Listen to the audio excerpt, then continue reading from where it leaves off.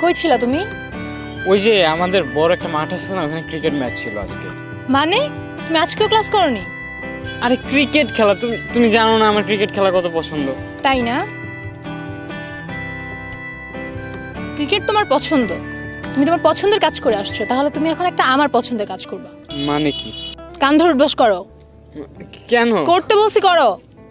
কি বলতেছ? করো। তুমি মানুষ দেখবে কি বল। করো বলছি। আচ্ছা কয়বার? করতে বলছি করো, 10 বার করবা, করো। আচ্ছা 5 বার। করতে বলছি 10 বার করবা। এই যে